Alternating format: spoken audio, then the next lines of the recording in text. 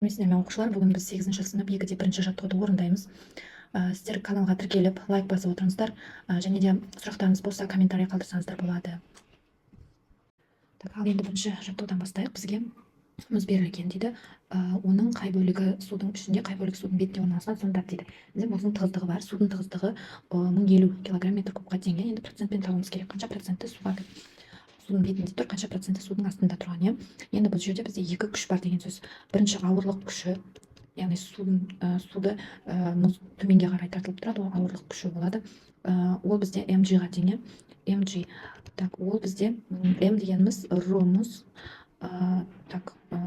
v мұз g-ға тең екен. Енді екінші күш бар, ол бізде архимед күші, F архимед күші, ол ро су, яғни судың астында әсер ететін күш, G в су. Енді осы екеуін теңестіреміз, яғни F-аны F архимед күшіне теңестіреміз. Сонда екеуін теңестіргенде ро су, G в су тең болады ро мұз, в мұз, G. Енді мына жерде G-лар кетеді. Сонда екеуінің қатынасына ро мұз бөлеміз ро суға, ол тең болады.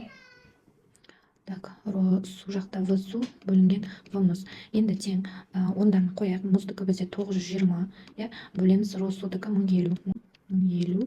Сонда бізде тең болады 0,867-ге тең болады екен. Оны 100%-ке көбейтетін болсақ, бізде 86,7% шығады екен.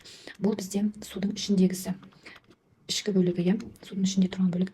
Енді судың сыртындағысын табу үшін біз 100%-тен қалған бөлік азайтамыз, 86,7%. Сонда бізде тең болады 12,4% шығады екен. Бізде жауабы міне осы. Шығарамыз. Температурасы балқу нүктесіне жеткен 100 кг темірді балқытуға қанша энергия жұмсалады дейді. Бізде балқу температурасы бізде 27 көбейту 10-ның 4 дәрежесі, яғни лямбда. Бізде 27 көбейту 10-ның 4 дәрежесі. Енді бізге энергияның формуласын жазуымыз керек. Ол бізде Q тең болады m лямбдаға. Енді орындарына сәйкестендіріп қойып шығамыз. Q тең болады m бізде 100 кг көбейтеміз 27 көбейту 10-ның 4 дәрежесі джоуль бөлінген килограмм. Екеу кетеді. Сонда бізде 27 көбейту 10-ның 6 дәрежесі джоуль қалады екен.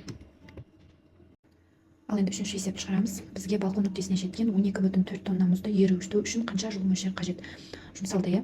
Енді мына жерде бізде 12,5 тонна, оны біз килограммға айналдыруымыз керек. Біз білеміз, что 1 тоннада 1000 килограмм бар. 1000 килограмм бар. Сондықтан мынаны 1000-ға көбейтеміз деген сөз. Сонда бізде 12,5 көбейту 10-ның 3 дәрежесі килограмм бар деген сөз. Мына жерде көбейту.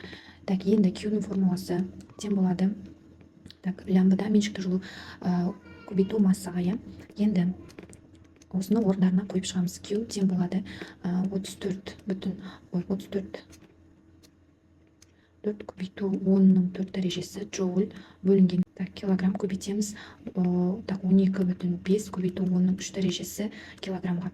Екеу кетеді. 34 пен 12-де 5-ті көбейтетін болсақ, ол бізде шығады 425 көбейту 10-ның 7 дәрежесі джоуль қалады екен. Төртінші есеп шығарайық. Кішкене күрделірек болады. Сол үшін соңына дейін қараңыздар, түсінікті болу үшін. Бізде мына жерде температура берілген, яғни мынандай су 10 кг суға тамшылатып қорғасын құйған, 5 кг қорғасын құяды. Соңында судың температурасы қанша болу керек, соны жазуымыз керек. Ол үшін біз бірінші жылудың формуласын жазуымыз керек, жаңағы процестегі жылудың формуласы. Яғни QC бұл соңғы, QC тең болады судыкі, тең болады Q қорғасын 1, ол құйылған жаңа, плюс Q қорғасын 2 болады екен. Яғни ол суға түскеннен кейінгі қорғасындікі. Енді жеке-жеке формулаларын жазайық. Бірінші, мына жерде Q қорғасын 1-дікі, Q қорғасын 1, ол бізде мына жерде айтып тұр, балқыған деп тұр. Значит, бізде балқу, меншікті балқу жылуын қолданамыз. Лямбда болады, ол лямбда m-ға тең. M қорғасындікі болады.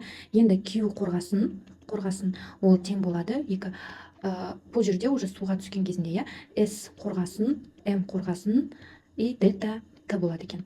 Дельта Т ол бізде былай жазамыз. С қорғасын, М қорғасын, дельтаныкі бізде Т қорғасын азай жерге. Енді ары қарай q с-ны жазайық. Судікі су тең болады с су м су дельта т, иә, бұл да судікі. Мына жерде қорғасындікі. Енді қараймыз. С су м су т бізде мю азайту т судікі болады екен. Енді мына жақта қарайық, бізде т барлығы кельвинмен, иә. Мына жердегі нені 20 градусты кельвинге айналдырамыз. Яғни 273 бізде кельвинге айналдыру үшін т-ға 273-ті қосамыз деген сөз, иә. Сонда 293 шығады. 293 кельвин болады екен. Мынау бізде 600 кельвин болады екен. Енді бізге мына жақтағы мынау лямбда керек, иә. Ол мынау тең 24 көбейту 10-ның 3 дәрежесі джоуль бөлінген килограммға тең. Так, енді мына жерде барлығын теңдеуге қоямыз, мына теңдеуге қоямыз. Енді мұқият қарап отырыңыздар, шатасып кетпес үшін. Мына жерде бірден мына теңдеуді ашып қойсақ та болады, иә, оңайлату үшін. С су м су мю азайтамыз. С су м су т су, иә. Біз мына теңдеуді мынаған қойып жатырмыз, мына жерді жасап жатырмыз қазір. Ол тең болады. Мынау q1, иә, q1 ол бізде лямбда м-ға тең, иә. Лямбда м қорғасындікі, иә. Қосамыз. Енді екінші мынау q2-ны жазамыз. q2 ол бізде мына теңдеуді ашамыз. Мынаны қазір ашамыз. Сонда с қорғасын, м қорғасын, т қорғасын азайтамыз. С қорғасын, м қорғасын мю. Иә. Енді осы жерден біз мына мюді табамыз. Мюді табу үшін так, жақшаны мына жағына шығарсақ, тең болады. Мю жоқтар барлығы мына төбеде тұрады, иә. Ол бізде лямбда м қорғасын қосу с қорғасын м қорғасын т қорғасын болады. И бөлеміз. Мына жаққа кеткен кезінде ол мынаумен азайтылады. Мына жерде мынау қалар еще. Бұл қосу с су м су т су деген сөз, иә. Мына жағына шығардық. Енді мынаны бөлеміз. С су м су так, қосу с қорғасын м қорғасын. Енді осыған мәндерін есептейміз. Енді мына жерде орындарына қойып шығамыз барлығын. Сонда бізде мю тең болады. Бізде лямбда мына жерде 24 көбейту 13 дәрежесі, иә. Сонда 24 көбейту 13 дәрежесі көбейту қорғасынның массасы, ол мына 5 килограмм. 5 килограмм.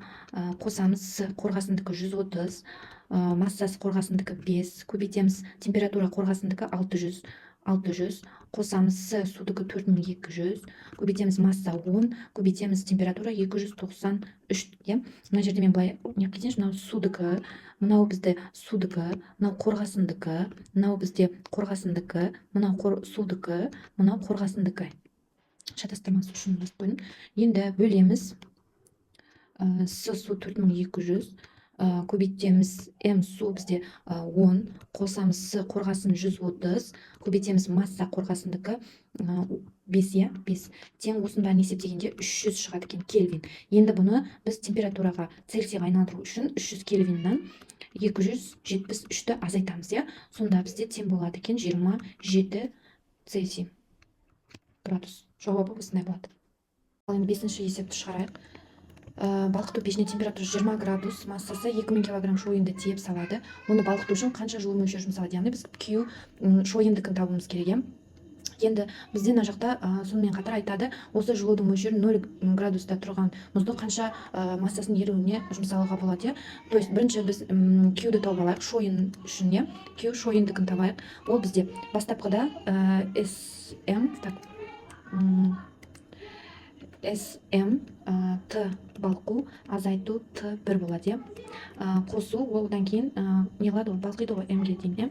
Енді осымен орындарына қойып Q шойындығын тауып алсақ болады, иә. С шойын ол бізде 540, көбейту массасы 2, көбейту 10-ның 3 дәрежесі десек, Т 1150, азайту Т1 бізде 20 градус, иә. Мына 20 градус. Жерге Т1 деп қойын.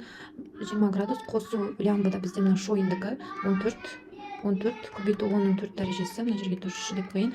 И көбейтеміз. Масса 2, көбейту 13 дәрежесі. Сонда бізде тең болады 1 шамамен алғанда көбейту 15, көбейту 19 дәрежесі джоуль шығады екен.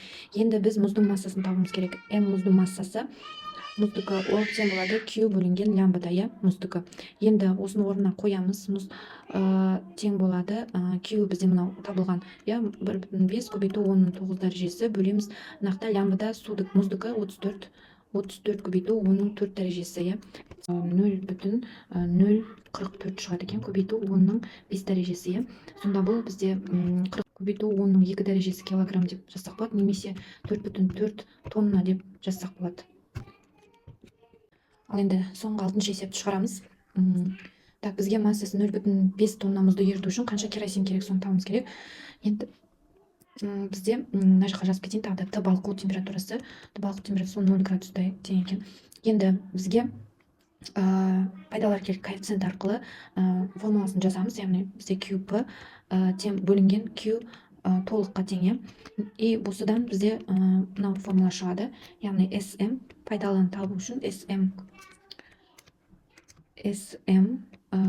Т балқу минус Т нулевой қосу лямбда М-ге тең, бөлеміз QMK, яғни бұл жану жылуы. Мынау жану жылуы деп аталынады. Енді осы жерден біз МК-ны тауып алуымыз керек. Сонда МК керосиндікі ол тең болады SM Т балқу минус Т 0 қосылған лямбда М бөлеміз мына екеуін орналастыра салсақ болады. Сонда мю көбейтілген Q-ға тең екен. Енді орындарында қоямыз. К тең болады S бізде 2100 көбейтеміз М. Бізде мына жақта 0,5 тонна, ол бізде 500 килограммға тең. Соны 500 килограмм жазамыз. Т балқу бізде 0 болса, но бізде минус 10 градус болады. Қосамыз лямбда бізде жазылған мапты, мына жаққа жазып кетеміз. Бізде лямбда ол тең болады 34 көбейтілген 34 көбейту 10-ның 4 дәрежесіне тең екен, джоуль бөлінген килограмм. Енді осыны жазамыз. 34 көбейту 10-ның 4 дәрежесі көбейту массасы 500. Енді бөлеміз, мынау бізде мю ол процентпен ғой, 10% не үшін 100-ге бөлеміз, шығару үшін 0,6 болады. Соны жақта 0,6 көбейту Q ол бізде жерде 46 көбейту 10-ның 6 дәрежесі екен. Енді осыны калькулятормен есептейміз. 5,3 көбейту 10-ның минус 5 дәрежесі дейді, минус 1 дәрежесі. Ол бізде 6,5 килограммды береді екен.